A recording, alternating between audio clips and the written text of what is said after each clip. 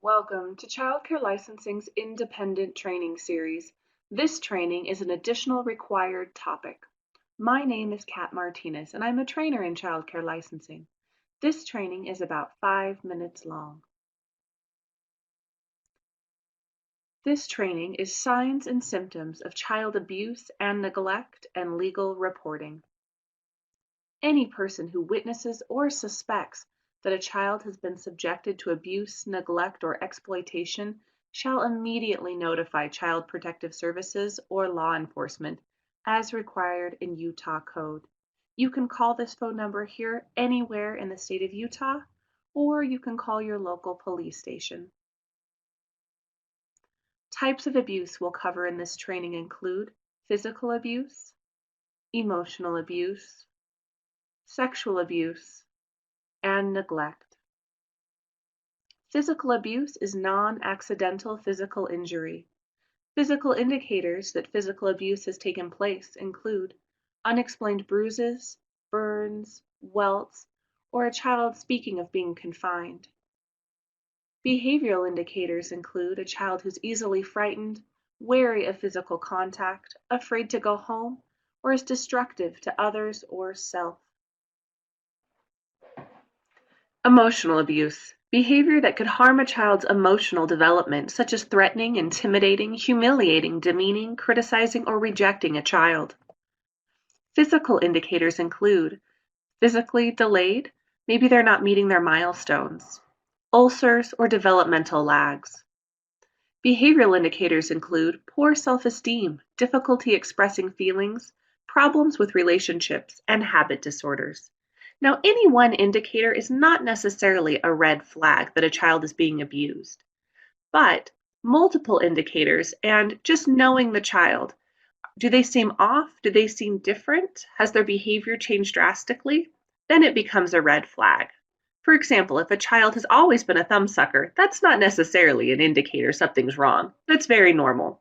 But if a child picks up a habit like thumbsucking or biting their nails or pulling their hair, and other indicators appear as well, then it may be a red flag.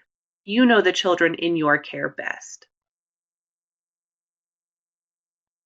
Sexual abuse, to take indecent liberties with a child with the intention to arouse or gratify the sexual desire of an individual, or to cause pain or discomfort. Physical indicators include bedwetting, soiling, chronic constipation, urinary or yeast infections, or other physical signs. Behavioral indicators include withdrawal or depression, passive behavior, aggressive behavior, poor self-esteem, lack of eye contact, or inappropriate sexual knowledge. People's views on sexuality are often influenced by their personal values and religious beliefs. We're going to objectively look at what is developmentally normal for children at different ages and stages to help us identify when abuse may be taking place. So child behaviors and development, what is normal? For children younger than 4 years old, exploring and touching body parts in both public and private, showing private parts to others, removing clothing and wanting to be naked, attempting to see others while they are naked or undressing, and asking questions about bodily functions. Now we're discussing what's normal, not necessarily what you want to allow or encourage in group care. Just like biting is a developmentally normal behavior for children, it's still something we discourage. So just because I'm telling you something is normal doesn't mean you need to allow it in your childcare or in your classroom. For children ages 4 to 6 years old, purposefully touching private parts, sometimes in the presence of others, attempting to see others while they are naked or undressing, mimicking dating behaviors, holding hands, kissing, exploring private parts with children their age, or talking about private parts and experimenting with related vocabulary. For children 7 to 12 years old, exploring or touching body parts in private, playing games with children their age that involve sexual behavior like truth or dare or playing family, seeking and or looking at pictures of naked people, wanting more privacy, and the beginnings of sexual attraction or interest in peers. So these are normal for these age groups. When play or exploration is typical or normal is when it's between children who play together regularly and know each other well. Occur between children of the same general age and physical size, is infrequent, is voluntary, and is easily diverted when caregivers tell children to stop. Saying something like, "Oh, that's not something we do at Miss Sarah's house. Let's go play blocks instead." Just like you would with any undesirable behavior.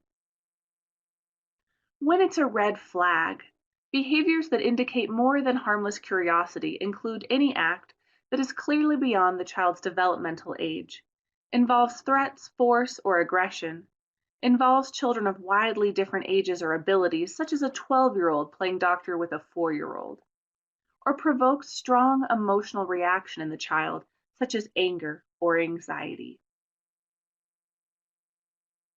Finally, neglect, failure to provide for a child's basic needs. Physical indicators would include abandonment, thin or starvation, lack of supervision, lack of medical care, frequently absent or tardy, poor hygiene or inadequate clothing. Behavioral indicators might include a child who steals or begs, is self-destructive, or failure to thrive. Now, it is not against the law to be homeless, and it is not against the law for for a family to be struggling financially.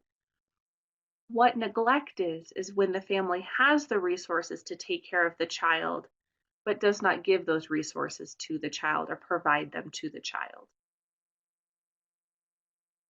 This is a look at a healthy brain on the left. Look at all the areas the brain is lighting up, full of activity, very healthy. On the right is an abused brain. This is a PET scan of the brain of a Romanian orphan who was institutionalized shortly after birth. This child was not hugged or read to or smiled at.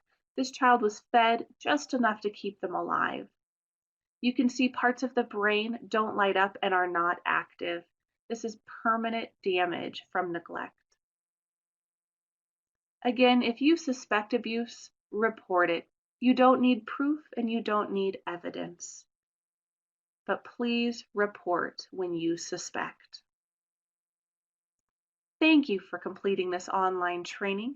If you have questions, please reach out to me, Kat Martinez, or Charlotte Woodward, and we're here to help.